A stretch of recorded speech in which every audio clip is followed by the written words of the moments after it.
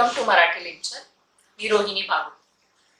आज आपण जो विषय बघणार आहोत तो निबंध लेखन. तसं तुम्ही मागच्या भागात निबंध लेखन बघितलंच आहे आणि तुमचे अगोदरचे 2 निबंध पण झाले. पहिला पावसाळा आणि दुसरा माझा आवडता प्राणी. हे दोन्ही निबंध तुम्ही लिहिले आहेत. तुम्हाला ते छान समजले पण आहे. पण आता आपल्याला तिसरा निबंध घ्यायचा आहे. तिसरा निबंध तर एकदम सोपा आहे. कारण तो जो निबंध आहे त्याच्या अगोदर एक कविता आणि एक धडा हे दोन्ही झालेलं आहे. तुम्ही नदीचे गाणे ही कविता शिकलात आणि मी नदी बोलते हा पाठ पण शिकलात. हे दोन्ही नदीवरच आहे. म्हणजे आपला तिसरा निबंध जो आहे तो नदी आहे. तर या नदी विषयाबद्दल निबंध आपल्याला जाणून घ्यायचा. निबंध लेखन ऍक्च्युली तुम्हाला आता समजलं आहे. कशा पद्धतीने निबंध लिहायचा आहे, निबंध म्हणजे काय हे तुम्हाला सगळंच माहिती आहे. तुम्ही मुद्द्यानुसार लिहू शकता, पॉइंटनुसार म्हणजे तुम्हाला नंबर वाईज लिहायचं असेल, कशाही पद्धतीने तुम्ही निबंध लिहू शकता. फक्त निबंध लिहिताना सुंदर अक्षर काढणं हे महत्वाचं आहे. जरा प्रयत्न करा. ज्याचं अक्षर नसेल चांगलं त्याने जरा शुद्ध लेखनाची प्रॅक्टिस करा, म्हणजे जरा अक्षर छान येईल. आणि निबंध हा सुटसुटीत एकदम छान सोप्या भाषेतला तुम्हाला जसा आवडेल त्या विषयाला अनुसरून तुम्हाला निबंध लिहायचा. आता आपला तिसरा विषय नदी आहे. मग नदीचे मुद्दे, नदीबद्दल तुम्हाला काय काय माहिती, आता दोन्ही पोयम आणि धडा छान समजल्यामुळे तुम्ही नदीबद्दल छान लिहू शकता. तरी सुद्धा सोप्या भाषेतला निबंध मी तुम्हाला सांगते. नदी हा कसा लिहायचा आहे. तुम्ही तुमच्या मनातला दुसरा तुम्हाला नदीबद्दलच अजून काही वेगळं लिहायचं असेल तरी तुम्ही लिहू शकता. आधी मी जो सांगितलेला आहे तो आपण बघूया. आता लगेच तो वाचूया, तो समजून घेऊया आणि मग नंतर तुम्हाला त्याच्या व्यतिरिक्त अजून काहीतरी पॉइंट्स ऍड करायचे असतील किंवा अजून मुद्दे ऍड करायचे असेल तर तुम्ही तुमच्या मनाचा सुद्धा लिहू शकता. तर आपला तिसरा निबंध आहे नदी, जो आपण आता बघूया. चला. निबंध लेखन. नदी विषयावर आपल्याला निबंध आज बघायचा आहे.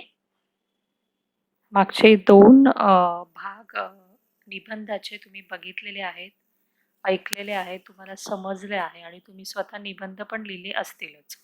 पहिला निबंध तुमचा पावसाळा आणि दुसरा माझा आवडता प्राणी झाला. त्यामुळे निबंध सुरुवात कशी करायची किंवा कसा लिहायचा हे तुम्हाला माहिती आहे. तरी सुद्धा लक्षात घ्या की खाडाखोड नकोय. स्वच्छता ही निबंधामध्ये पाळलीच पाहिजे. अक्षर छान काढण्याचा प्रयत्न करा. सुटसुटीत लिहा. ओके. तर आपण आता निबंधाला सुरुवात करूया. नदी हा एकदम सोपा विषय आहे आणि तुम्हाला स्वतःच्या मनाने पण लिहिता येईल. कारण तुमचं पोयम पण झालेली आहे आणि पाठ पण छान झालेला आहे, तुम्हाला समजलेलं आहे. त्यामुळे तुम्ही त्याचा वापर करून छान निबंध लिहू शकता. तरी जो आता मी लिहिलाय तो व्यवस्थित बघा, ऐका आणि समजून घ्या.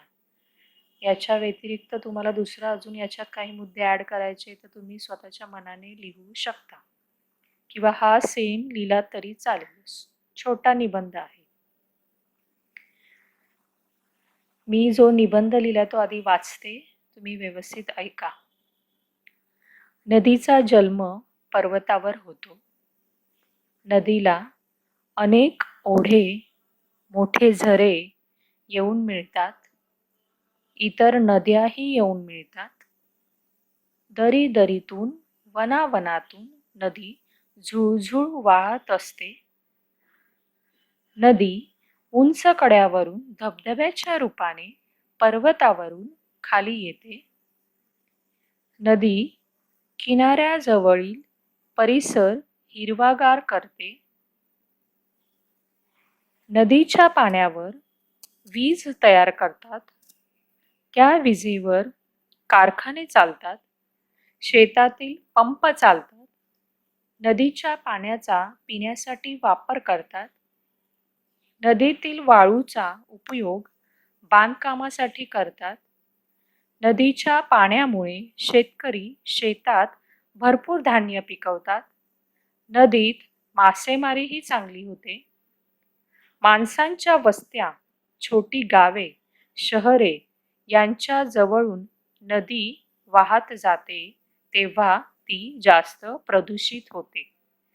शेवटी नद्या समुद्राला जाऊन मिळतात. असा नदीचा प्रवास थांबतो. तर किती छान आणि सोपा छोटा निबंध आहे हा. आता तुम्हाला हा निबंध मी चित्राद्वारे जरा समजवते. तो तुम्ही व्यवस्थित बघा आणि नीट लक्ष द्या आणि समजून घ्या. ओके. आता ही नदी तर तुम्हा सगळ्यांना माहिती आहे. नदी सगळ्यांनी बघितली आहे. तर आता या नदीला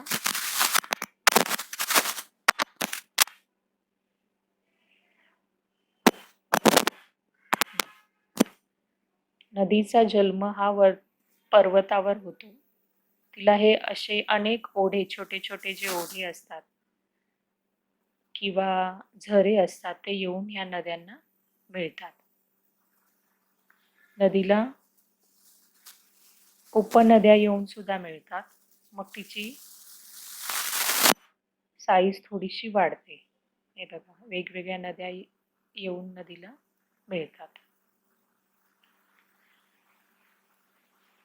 उंच कड्यावरून हे जे दिसतंय धबधब्याच्या रूपाने पर्वतावरून जी खाली येते ती नदी. धबधबा तुम्हाला माहिती आहे ना, वॉटरफॉल तुम्ही बघितलं आहे. ते सुद्धा नदीचेच रूप आहे. बघा कड्यावरनं उंच धबधब्याच्या रूपाने ती खाली येते.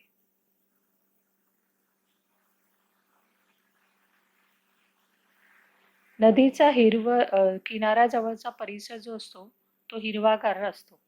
कारण सतत पाणी वाहत असल्यामुळे ते तिकडे छोटे छोटे झाडे जे असतात किंवा गवत काहीही ते सगळं हिरवं असतं. कारण पाणी असतं सतत.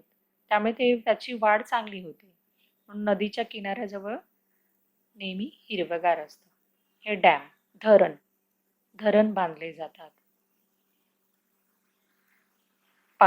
नदीच्या पाण्यावर वीज तयार करतात. वीज निर्मिती तयार होते.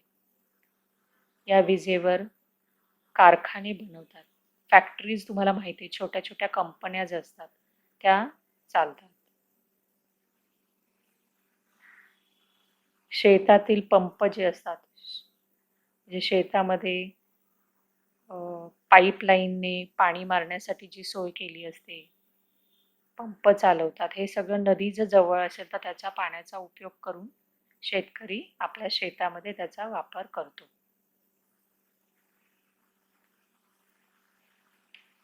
पिण्यासाठी जे पाणी लागते ते सुद्धा नदीचे पाणी बरेच जण वापरतात.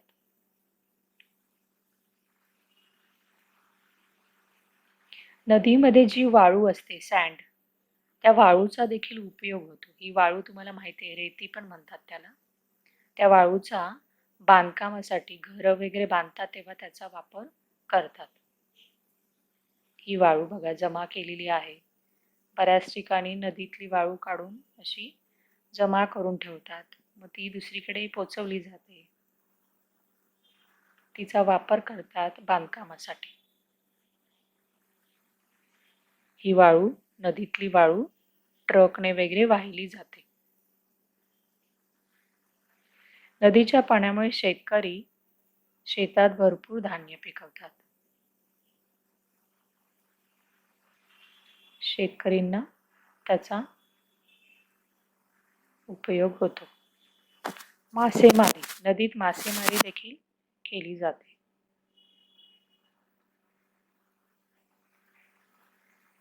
पण जेव्हा नदीला प्रदूषित करतात, हे लोक जे असतात म्हणजे नदीच्या आजूबाजूला राहणारे, जिथे नदीच्या बाजूला वस्ती असते, म्हणजे गावं बसलेले असतात, शहरं असतात, तेव्हा मात्र नदी प्रदूषित होते, म्हणजे घाण होते.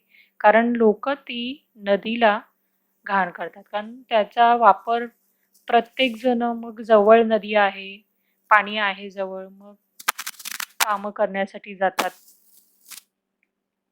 वेगवेगळी कामं म्हणजे आता हे बघा चित्रामध्ये दाखवलंय ना, मी दाखवते परत.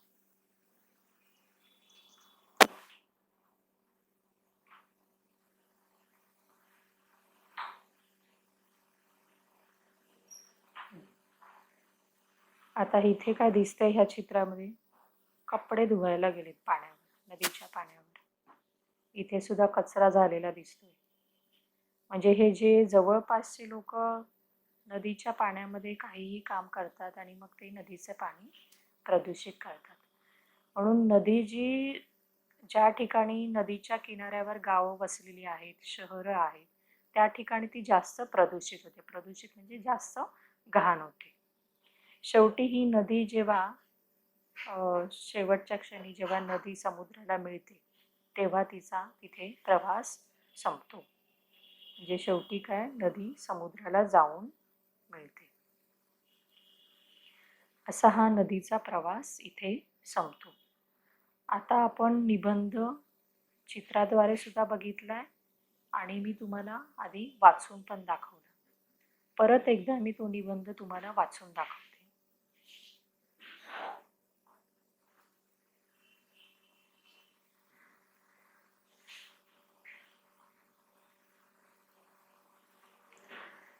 नदीचा जन्म पर्वतावर होतो. नदीला अनेक ओढे, मोठे झरे येऊन मिळतात. पर्वत म्हणजे माउंटन. ओढे तुम्हाला माहित आहेत ना, स्ट्रीम्स तुम्हाला माहित आहे. झरे, वॉटरफॉल, इतर नद्या, वेगवेगळ्या नद्या सुद्धा नदीला मिळतात. दरी दरीतून वनावनातून नदी झुळझुळ वाहत असते. दरी म्हणजे व्हॅली, खूप खोलगट भाग किंवा वनातून, जंगल, रानातनं अशी ही नदी झुळझुळ वाहत येत असते. उंच कड्यावरून, उंच कडा, उंच पर्वत, तिथून धबधब्याच्या रूपाने, धबधबा म्हणजे वॉटरफॉल, पर्वतावरून खाली येते. नदी किनाऱ्याजवळील परिसर हिरवागार करते. म्हणजे नदीच्या किनाऱ्याजवळ जो परिसर असतो तो हिरवा असतो. नदीच्या पाण्यावर वीज तयार करतात. त्या विजेवर कारखाने चालतात. कारखाने म्हणजे फॅक्टरी, छोट्या कंपन्या वगैरे. शेतातील पंप चालतात. शेतामध्ये जे पाईपलाईन वगैरे असतात, पंप असतात शेतासाठी, ते सगळे चालतात. नदीच्या पाण्याचा पिण्यासाठी वापर करतात. बरेच जण लोक जे आहेत ते नदीचा पाणी जे असतं ते पिण्यासाठी वापरलं जातं. नदीतील वाळू जी असते, नदीतील वाळूचा उपयोग बांधकामासाठी करतात. नदीच्या पाण्यामुळे शेतकरी शेतात भरपूर धान्य पिकवतात. नदीत मासेमारीही चांगली होते. माणसांच्या वस्त्या, छोटी गावे, शहरे यांच्याजवळ नदी वाहत जाते. तेव्हा ती जास्त प्रदूषित होते. शेवटी नद्या समुद्राला जाऊन मिळतात. असा नदीचा प्रवास थांबतो. आता छोटासा 3 पॅरेग्राफ असलेला निबंध आहे. तुम्ही जसा मी दिलाय तसा सुद्धा लिहू शकता किंवा तुम्हाला याच्यात अजून काय ॲड करायचे असेल स्वतःचे पॉईंट तुम्ही ॲड करू शकता.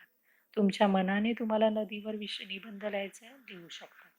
फक्त छान स्वच्छ अक्षरात निबंध तुम्हाला लिहायचा आहे. हा 3रा निबंध आहे.